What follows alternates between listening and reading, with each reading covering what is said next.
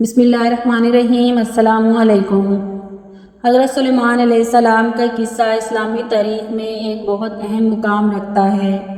قرآن پاک میں ان کا ذکر کئی مقامات پر کیا گیا ہے اور ان کے قصے سے بے شمار نصیحتیں حاصل کی جا سکتی ہیں۔ حضرت سلیمان علیہ السلام حضرت داؤد علیہ السلام کے بیٹے تھے اور بنی اسرائیل کے عظیم نبی بادشاہ تھے۔ اللہ تعالیٰ نے ان کو بے پناہ علم و حکمت عطا فرمائی تھی اور ان کو جنات، پرندے، ہوا پر بھی حکم چلانے کی صلاحیت دی تھی۔ حضرت سلیمان علیہ السلام کی بادشاہت اللہ تعالیٰ کی طرف سے ایک عظیم نعمت تھی۔ ان کی بادشاہت نہ صرف انسانوں پر بلکہ جنات، پرندوں اور دیگر مخلوقات پر بھی تھی۔ اللہ نے ان کو ایک ایسی زبردست عقل و حکمت عطا فرمائی تھی کہ لوگ ان کے فیصلے سن کر حیران رہ جاتے تھے۔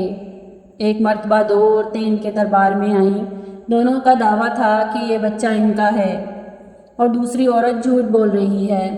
حضرت سلیمان علیہ السلام نے فرمایا کہ بچے کو تلوار سے کاٹ کر دونوں میں بانٹ دیا جائے۔ یہ سن کر ایک عورت چیخ اٹھی اور کہنے لگی، بچہ دوسری عورت کو دے دیا جائے، بس بچے کو کوئی نقصان نہ پہنچایا جائے۔ حضرت سلیمان علیہ السلام نے اسی وقت سمجھ لیا اصل ماں وہی ہے جو بچے کی سلامتی چاہتی ہے۔ حضرت سلیمان علیہ السلام کو اللہ تعالیٰ نے جنات، ہواؤں پر بھی کنٹرول عطا فرمایا تھا۔ آپ جنات سے مختلف کام لیتے تھے، جیسے کہ تعمیرات اور بڑے بڑے منصوبے۔ قرآن پاک میں ہے کہ حضرت سلیمان علیہ السلام کے حکم پر جنات ان کے لیے محل، مساجد اور دیگر عظیم عمارتیں تیار کرتے تھے۔ ان کے دربار میں بھی جنات موجود رہتے تھے اور ان کے حکم کی پیروی کرتے تھے۔ ہوا کو بھی اللہ نے حضرت سلیمان علیہ السلام کے تابع کر دیا تھا اور ہوا کے ذریعے ایک جگہ سے دوسری جگہ بڑی تیزی سے سفر کرتے تھے۔ قرآن پاک میں ہے حضرت سلیمان علیہ السلام صبح کے وقت یمن کی طرف سفر کرتے اور شام کو واپس آ جاتے۔ یہ اللہ کی طرف سے ان پر ایک عظیم انعام تھا۔ حضرت سلیمان علیہ السلام کا ایک اور مشہور قصہ ہدہد نامی پرندے کا ہے۔ ایک دن حضرت سلیمان علیہ السلام نے اپنے دربار میں دیکھا کہ ہدہد موجود نہیں ہے۔ انہوں نے غصے سے فرمایا، اگر ہدہد کوئی معقول وجہ نہ بتائی تو اسے سخت سزا دی جائے گی۔ کچھ دیر کے بعد ہدہد آیا اور بتایا کہ وہ سپاہ نامی ایک ملک سے آیا ہے جہاں ایک عظیم سلطنت ہے جس کی ملکہ بلقیس ہے۔ وہاں کے لوگ سورج کی پوجا کرتے ہیں اور اللہ کو نہیں مانتے۔ حضرت سلیمان علیہ السلام نے ہدہد کے ذریعے ملکہ بلقیس کو ایک خط بھجوایا جس میں انہوں نے اللہ کی وحدانیت کی دعوت دی۔ جب ملکہ بلقیس کو حضرت سلیمان علیہ السلام کا خط ملا تو وہ بہت حیران ہوئی اور اپنے وزیروں سے مشورہ کیا۔ آخر کار انہوں نے حضرت سلیمان علیہ السلام کے دربار میں حاضر ہونے کا فیصلہ کیا۔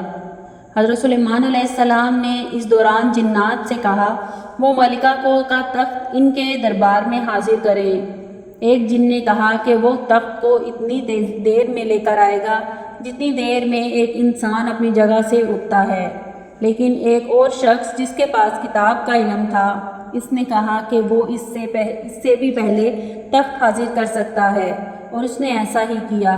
جب ملکہ بلقیس حضرت سلیمان علیہ السلام کے دربار میں حاضر ہوئیں تو انہوں نے اپنا تخت وہاں موجود پایا اور وہ یہ دیکھ کر حیران رہ گئیں اور سمجھ گئیں کہ حضرت سلیمان علیہ السلام اللہ کے سچے نبی ہیں۔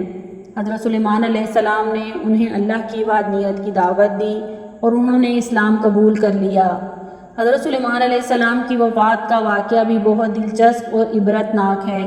قرآن پاک میں ہے کہ جب حضرت سلیمان علیہ السلام کی وفات کا وقت قریب آیا تو وہ اپنی لاٹھی کے سہارے کھڑے تھے اور جنات ان کے حکم کے مطابق کام کر رہے تھے۔ جنات کو علم نہیں تھا کہ حضرت سلیمان علیہ السلام کا انتقال ہو چکا ہے۔ وہ مسلسل کام کر رہے تھے یہاں تک کہ ان کی لاٹھی کو دیمک نے کھا لیا اور حضرت سلیمان علیہ السلام زمین پر گر گئے۔ اس وقت جنات کو علم ہوا کہ حضرت سلیمان علیہ السلام کا انتقال ہو چکا ہے۔ اس واقعے سے ہمیں یہ سبق ملتا ہے کہ جنات کو بھی غیب کا علم نہیں ہے اور وہ صرف اللہ کے حکم کے تابع ہیں۔ حضرت سلیمان علیہ السلام کا قصہ ہمیں بہت سی نصیحتیں دیتا ہے۔ سب سے بڑی نصیحت یہ ہے کہ اللہ تعالیٰ کی طرف سے دی گئی نعمتوں کا شکر ادا کرنا چاہیے۔ حضرت سلیمان علیہ السلام کو اللہ تعالیٰ نے بے پناہ دولت، طاقت اور علم دیا تھا۔ لیکن انہوں نے ہمیشہ اللہ کا شکر ادا کیا اور ان کی اطاعت کی۔ اگر آپ کو ہماری ویڈیو اچھی لگے تو لائک اور سبسکرائب کر دیجیے گا۔